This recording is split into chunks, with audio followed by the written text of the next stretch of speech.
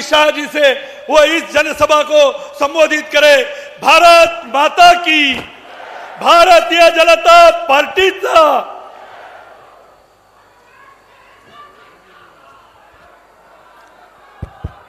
मेरे साथ बोलिए, भारत माता की। क्यों भाई, नांदेड़ वालों की आवाज को क्या हो गया है? देवेंद्र जी ने लक्ष्य रखा है 45 सीटों का। ऐसी आवाज से नहीं आती है भाई। मेरे साथ दोनों हाथ उठाइए, उठाइए दोनों हाथ। 45 सीटों के विजय के संकल्प की मुट्ठी बींचिए और प्रचंड आवाज से बोलिए, भारत माता की, भारत माता की, भारत माता की। ये मीडिया वाले जरा सेट कर नीचे बैठ जाओ। बहुत टाइम के बाद मैं नांदेड़ आया हूं भाई, जरा सेट कर बैठ जाओ भैया प्लीज। अरे बैठ भी जाओ यार।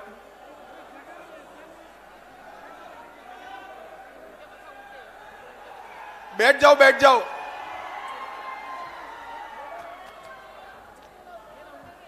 मंच पर उपस्थित महाराष्ट्र के दिग्गज नेता,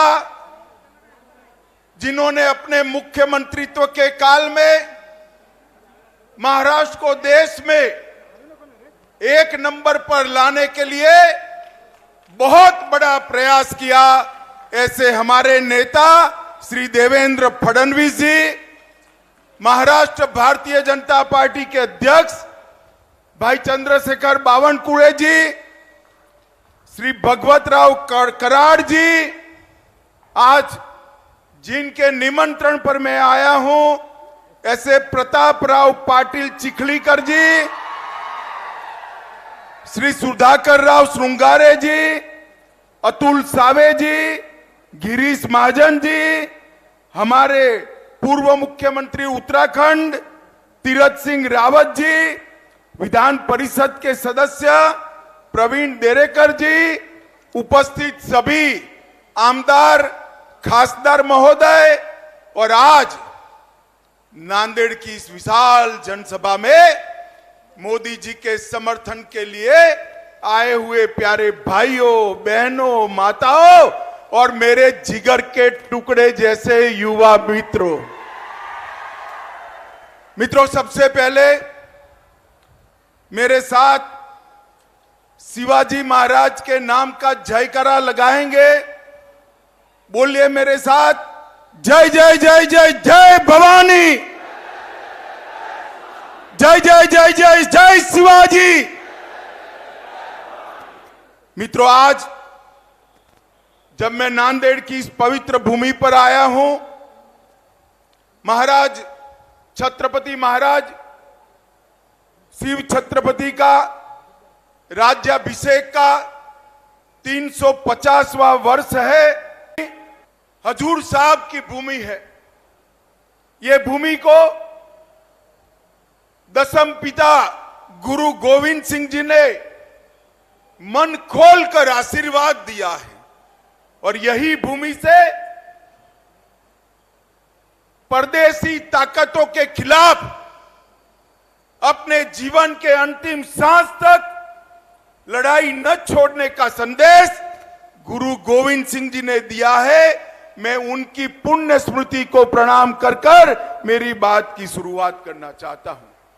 मित्रों, आज जब मैं नांदेड़ में मराठावाड़ा में आया हूं, तब ये मराठावाड़ा का प्रांत हैदराबाद प्रांत का हिस्सा था। देश तो 15 अगस्त 1947 को आजाद हो गया, मगर नांदेड़ और पूरे मराठावाड़ में, बीदर में, हैदराबाद में देश को आजादी नहीं मिली। वहां के जुल्मी शासक ने ढेर सारे यातनाएं की। स्वामी रामानंद तीर्थ के नेतृत्व में इसके खिलाफ आंदोलन हुआ और भारत के लौह पुरुष सरदार वल्लभ भाई पटेल ने पुलिस एक्शन लेकर 17 सितंबर 48 को हमारे इस मराठा वाड़ को आजाद करने का काम किया था। आज मैं सरदार पटेल जी को भी प्रणाम कर मेरी बात की शुरुआत करना चाहता हूं। भैया आप लोग प्लीज बैठ जाइए ना नीचे, मैं यहीं रहकर बोलने वाला हूं। प्लीज थोड़ा कम जगह हो तो भी बैठ जाइए। वो लाल शर्ट वाले भाई जरा प्लीज बैठ जाइए। मित्रों, आज भारतीय जनता पार्टी की सरकार, एनडीए की सरकार और मोदी जी के नेतृत्व वाली सरकार के 9 साल पूरे हुए हैं। मैं भारतीय जनता पार्टी की ओर से नांदेड़ और समग्र महाराष्ट्र की जनता का धन्यवाद करने आया हूं। बहुत बहुत धन्यवाद महाराष्ट्र की जनता ने, क्योंकि 14 और 19 दोनों चुनाव में महाराष्ट्र की जनता ने मन खोलकर मोदी जी को वोट देने का काम किया। मन खोलकर यहां से खासदार भेजे और इसी का परिणाम था कि मोदी जी 2/3 बहुमत के साथ, पूर्ण बहुमत के साथ सरकार बनाए और 9 साल तक देश पर विकास क्या होता है इसका परिचय कराया। मोदी जी के 9 साल, ये 9 वर्ष भारत गौरव के 9 वर्ष। मोदी जी के 9 वर्ष भारत के विकास के उत्कर्ष के 9 वर्ष। मोदी जी के 9 वर्ष गरीब कल्याण के 9 वर्ष। मोदी जी के 9 वर्ष भारत को सुरक्षित करने के 9 वर्ष है। और मित्रों, 10 साल के सोनिया मनमोहन के शासन के बाद जब मोदी सरकार आई तब सभी क्षेत्रों में आमूलचूल परिवर्तन किया। मैं आज महाराष्ट्र की जनता को याद कराने आया हूं। याद करिए सोनिया मनमोहन सरकार, जिसमें शरद पवार साहब भी थे। ये 10 साल सबसे भ्रष्ट सरकार चली। 12 लाख करोड़ के घपले, घोटाले, भ्रष्टाचार करने वाली सरकार यूपीए की सरकार थी। और 9 साल तक प्रधानमंत्री नरेंद्र मोदी बने, एनडीए की सरकार चली। 9 साल में हमारे विरोधी भी हम पर भ्रष्टाचार का एक भी आरोप नहीं लगा सकते। हमने पारदर्शी सरकार देने का काम किया है। 9 साल के अंदर मोदी जी ने देश को सुरक्षित किया। अगले 10 साल याद करिए, आए दिन पाकिस्तान से आलिया, मालिया, जमालिया घुस जाते थे, देश में बम धमाके करते थे, आतंकवादी घटनाएं करते थे और हमारे जवानों के सर काट कर ले जाते थे। मगर मनमोहन सिंह के मुंह से दिल्ली में ऊफ नहीं निकलता। मोदी जी आए, उरी और पुलवामा किया। 10 ही दिन में सर्जिकल स्ट्राइक और एयर स्ट्राइक कर पाकिस्तान के घर में घुसकर आतंकवादियों का सफाया करने का काम नरेंद्र मोदी जी ने किया। ये 10 साल जो थे भारत में गरीबी बढ़ाने वाले 10 साल रहे। नरेंद्र मोदी जी के 9 साल के अंदर अभी देवेंद्र जी ने बताया, ढेर सारे गरीब कल्याण के काम। देश के 80 करोड़ गरीबों के लिए हर व्यक्ति को घर मिले, हर व्यक्ति को घर में शौचालय मिले, हर व्यक्ति को घर में बिजली मिले, हर व्यक्ति को घर में पीने का पानी मिले, हर गरीब को 5 लाख तक की सारी सुविधाएं फ्री ऑफ कॉस्ट मुफ्त में मिले, गरीबों को 5 किलो अनाज प्रति माह हर व्यक्ति मुफ्त मिले और इसके साथ साथ गैस का सिलेंडर देने का काम भी मोदी जी ने किया। मैं पूछना चाहता हूं राहुल बाबा, आपने 4 पीढ़ी तक शासन किया, 4 पीढ़ी तक। जवाहरलाल नेहरू जी, इंदिरा जी, राजीव गांधी और सोनिया मनमोहन की सरकार अगर 4 पीढ़ी में आप शौचालय नहीं पहुंचा पाए, घर नहीं दे पाए, गैस नहीं दे पाए, मुफ्त अनाज नहीं दे पाए, तो आपने गरीबों के लिए क्या किया? सच अर्थ में आजादी के बाद गरीबों के कल्याण का काम केवल और केवल देश के नेता और हमारे प्रिय प्रधानमंत्री नरेंद्र मोदी जी ने किया। नरेंद्र मोदी जी ने किया। हर क्षेत्र के अंदर मोदी जी ने देश को आगे बढ़ाया है। देवेंद्र जी ने ढेर सारी बात करी है। मोदी जी ने 11 करोड़ किसानों को 6,000 रुपया प्रति साल दिया। देवेंद्र जी ने और एकनाथ शिंदे ने उसमें 6,000 रुपया और जोड़ा और देवेंद्र जी ने यहां पर जलयुक्त शिवार योजना को भी चालू करने का काम किया। भाइयों बहनों, आज मैं आपको पूछने आया हूं, इतने सालों तक कांग्रेस की सरकार थी। हमारे संविधान निर्माताओं ने एक धारा 370 में एक प्रोविजन जोड़ा था कि ये टेम्पररी है, मगर इसको हटाने की किसी की हिम्मत नहीं थी। मुझे नांदेड़ वाले बताए, धारा 370 हटनी चाहिए या नहीं हटनी चाहिए? जोर से बोलिए, हटनी चाहिए या नहीं हटनी चाहिए? एक कांग्रेस, एनसीपी, सपा, बसपा, ममता कोई हटाना नहीं चाहता था, वोट बैंक की लालच करते थे। नरेंद्र मोदी दूसरी बार प्रधानमंत्री बने। मोदी जी ने 5 अगस्त को कलम के एक झटके से धारा 370 को समाप्त कर कश्मीर को हमेशा के लिए भारत का हिस्सा बना दिया। और ये राहुल बाबा, शरद पवार, सभी लोग विरोध कर रहे थे। कहते थे आसाम में, कश्मीर में खून की नदियां बह जाएगी। राहुल बाबा, खून की नदी छोड़ो, किसी की कंकर चलाने की भी हिम्मत नहीं हुई है। कंकर चलाने की ये नरेंद्र मोदी सरकार है। माताओं, भाइयों, बहनों, मुझे बताओ, अयोध्या में प्रभु श्री राम का मंदिर बनना चाहिए या नहीं बनना चाहिए? अरे जोर से बोलो, बनना चाहिए या नहीं बनना चाहिए? काशी विश्वनाथ कॉरिडोर बनना चाहिए या नहीं बनना चाहिए?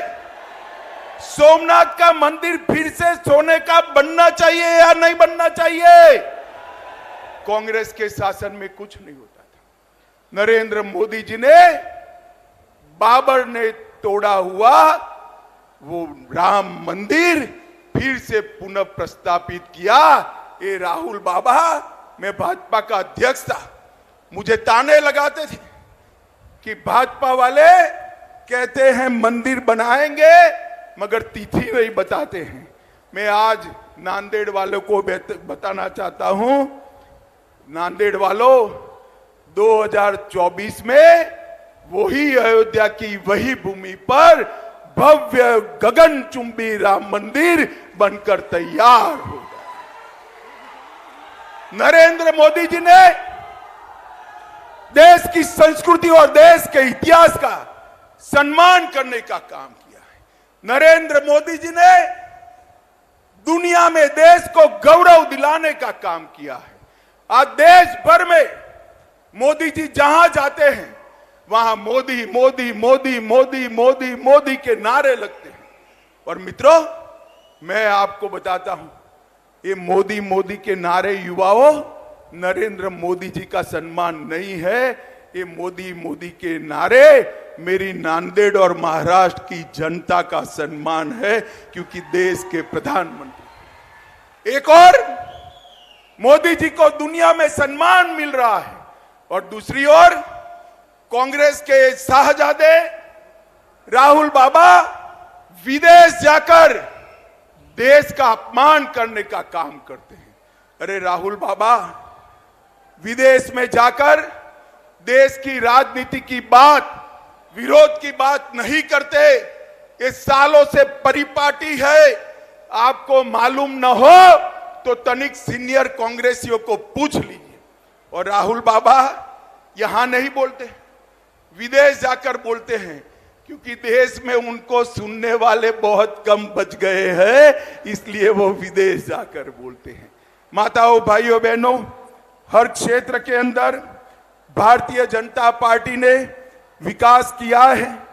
और यहां पर मैं खास महाराष्ट्र में आज आया हूं। अभी अभी देवेंद्र जी और एकनाथ शिंदे की सरकार बनी, भाजपा शिवसेना की सरकार बनी, धनुष बाण भी शिवसेना को वापिस मिल गया और तय हो गया कि कौन सी शिवसेना असली है। आज मैं महाराष्ट्र की जनता को बताना आया हूं, मैं पार्टी का अध्यक्ष था, मैं और देवेंद्र जी नेगोशिएशन करने गए थे। उद्धव ठाकरे ने स्वीकार किया था कि बहुमत एनडीए को मिलता है तो देवेंद्र फडणवीस भाजपा के मुख्यमंत्री होंगे, महाराष्ट्र के मुख्यमंत्री। और जब परिणाम आ गया, एनडीए जीत गई, तो उन्होंने वादा तोड़ा और सत्ता के लिए कांग्रेस एनसीपी की गोदी में बैठ गए। मैं आज यहां से उद्धव ठाकरे को पूछना चाहता हूं, उद्धव जी, हिम्मत है तो अपनी नीति स्पष्ट करो। ट्रिपल तलाक हटाया, उससे आप सहमत हो या नहीं हो? मैं नांदेड़ वालों को पूछना चाहता हूं, ट्रिपल तलाक हटाया, इससे आप सहमत है या नहीं है? उद्धव जी, आप नीति स्पष्ट करो। राम मंदिर बन रहा है, उससे आप सहमत हो या नहीं हो? मैं पूछना चाहता हूं नांदेड़ वालों को, राम जन्मभूमि पर मंदिर बनना चाहिए या नहीं बनना चाहिए? मैं उद्धव जी को पूछना चाहता हूं। भाजपा की कई सरकारें कॉमन सिविल कोड लाने की बात कर रही है। आप अपनी नीति स्पष्ट करो कि आप कॉमन सिविल कोड चाहते हो या नहीं चाहते हो। मैं नांदेड़ वाले को पूछना चाहता हूं, कॉमन सिविल कोड लाना चाहिए या नहीं लाना चाहिए? जोर से बोलिए, लाना चाहिए या नहीं लाना चाहिए? मैं उद्धव जी को पूछना चाहता हूं कि भारतीय जनता पार्टी, मुस्लिम आरक्षण नहीं होना चाहिए, ये हमारी मान्यता है। मुस्लिम आरक्षण संविधान सहमत नहीं है, धर्म के आधार पर आरक्षण नहीं हो सकता है। उद्धव ठाकरे महाराष्ट्र की जनता को बताए कि मुस्लिम आरक्षण होना चाहिए या नहीं होना चाहिए। मैं नांदेड़ वालों को पूछना चाहता हूं, मुस्लिम आरक्षण जाना चाहिए या नहीं जाना चाहिए? जोर से बोलो, जाना चाहिए या नहीं जाना चाहिए? मैं उद्धव ठाकरे को पूछना चाहता हूं, कर्नाटक में जिनके आप साथी हो, उनकी सरकार बनी, वो वीर सावरकर को इतिहास से के पुस्तक से मिटाना चाहती है। क्या आप सहमत हो? मैं नांदेड़ की जनता को पूछना था, वीर सावरकर का सम्मान, ये महान देशभक्त आदि बलिदानी आदमी का सम्मान, वीर सावरकर जैसे स्वतंत्र सेनानी का सम्मान होना चाहिए या नहीं होना चाहिए? जोर से बोलिए, होना चाहिए या नहीं होना चाहिए? उद्धव जी, आप दो नाव में पैर नहीं रख सकते हो। महाराष्ट्र की जनता के सामने मैंने जितनी बातें करी है, इसका जवाब स्पष्ट कर दीजिए। आपकी पोल महाराष्ट्र की जनता के सामने खुल जाएगी। माताओं, भाइयों, बहनों, उद्धव जी कहते हैं कि हमने इनकी सरकार तोड़ी, हमने नहीं तोड़ी है। उद्धव जी, शिव सैनिक आपकी शिवसेना की नीति विरोधी बातों से तंग आकर शरद पवार जी की पार्टी से रहने के लिए तैयार नहीं था। उन लोगों ने आपकी पार्टी छोड़ी और आपकी सरकार टूटी। दगा करने का काम, धोखा देने का काम उद्धव ठाकरे ने किया था। मोदी जी के नेतृत्व में, देवेंद्र फडणवीस के नेतृत्व में चुनाव लड़े और मुख्यमंत्री बनने के लिए वो कांग्रेस की गोदी में जाकर बैठ गए थे। माताओं, भाइयों, बहनों, ये 24 का जो चुनाव आना है, ये चुनाव जो आएगा, इसमें आपने फैसला करना है किस देश का प्रधानमंत्री कौन बने, मोदी जी बने या राहुल गांधी बने। जोर से बोले कौन बने, और जोर से बोलो कौन बने, और जोर से बोलो कौन बने। उद्धव जी, आवाज सुनाई पड़ती है तो सुन लीजिए। आप वहां रहकर औरंगाबाद का नाम बदलने का समर्थन नहीं कर सकते, उस्मानाबाद का नाम बदलने का समर्थन नहीं कर सकते, और अहमदनगर का नाम बदलने का भी समर्थन नहीं कर सकते हो। आपने महाराष्ट्र की जनता के सामने आपका स्टैंड स्पष्ट कर देना चाहिए। माताओं, भाइयों, बहनों, मोदी जी ने शिक्षा के क्षेत्र में 7 नए ITI खोले, 7 नए IIM खोले, 15 नए एम्स खोले और 390 यूनिवर्सिटी और 700 मेडिकल कॉलेज खोलने का काम भारतीय जनता पार्टी की नरेंद्र मोदी सरकार ने। एक और 65 साल का काम और एक और मोदी जी के 9 साल का काम। पिछले 9 वर्षों में नेशनल हाईवे में 54,000 किलोमीटर जोड़ने का काम मोदी जी ने किया था। मनमोहन सिंह जी 5 शहरों में मेट्रो छोड़कर गए थे, आज 20 शहरों में हो गई। 17 नई वंदे भारत ट्रेन शुरू हो चुकी है। यहां नांदेड़ साहब है, प्रताप राव ने कहा है वंदे भारत शुरू करना, मैं जाकर जरूर रेल मंत्री से बात करूंगा। 74 नए हवाई अड्डे खोलने का काम मोदी जी ने किया है। 11 करोड़ किसानों को किसान सम्मान निधि, जल जीवन मिशन 1.5 करोड़ घरों में पहुंच चुका है। लगभग 60 करोड़ लोगों को आयुष्मान भारत योजना, लगभग 11 करोड़ शौचालय, 60 करोड़ लोगों को मुफ्त अन्न और देश में 13 करोड़ लोगों को नए गैस के सिलेंडर देने का काम भारतीय जनता पार्टी की सरकार ने किया। माताओं, भाइयों, बहनों, स्टार्टअप की बात हो, अंतरिक्ष के लिए नई नीति बनाने की बात हो, व्यापार बढ़ाना हो, दुनिया में से उद्योग यहां लाना हो, नौकरियों के मौके बढ़ाने हो, हर क्षेत्र में मोदी जी ने जो कांग्रेस 4 पीढ़ी में नहीं कर पाई वो नरेंद्र मोदी जी ने किया है। और सबसे बड़ा काम किया है मोदी जी ने, हमारे भारत को दुनिया में सम्मान दिलाने का काम किया है। सम्मान, दुनिया भर के राष्ट्राध्यक्ष कोई मोदी को बॉस कहता है, कोई पैर छूता है, कोई ऑटोग्राफ मांगता है, कोई उनका समय मांगता है। ये सम्मान भारत को मोदी जी ने दिलाया है। भारत का परचम समग्र दुनिया में लहराने का काम नरेंद्र मोदी जी ने किया है। और अंत में मैं एक बात कहना चाहता हूं, भाइयों बहनों, बताओ, ये हजारों की संख्या में बैठे हुए लोग, 50,000 से ज्यादा जनमेदनी है, मुझे बताओ, सबका कोविड का टीका, कोविड का वैक्सीन का दोनों डोज हो गया है या नहीं हो गया है?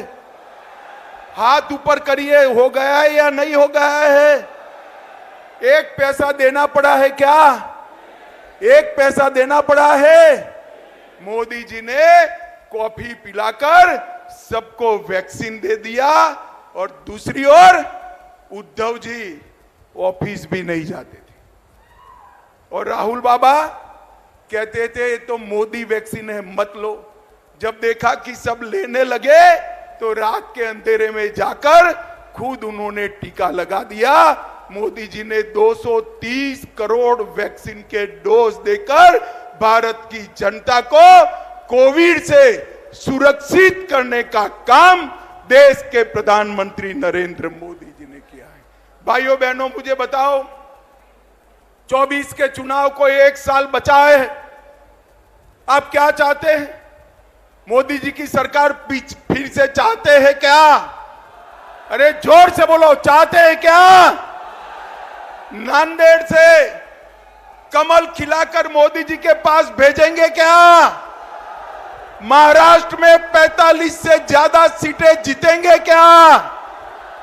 नरेंद्र मोदी जी को फिर से प्रधानमंत्री बनाएंगे क्या?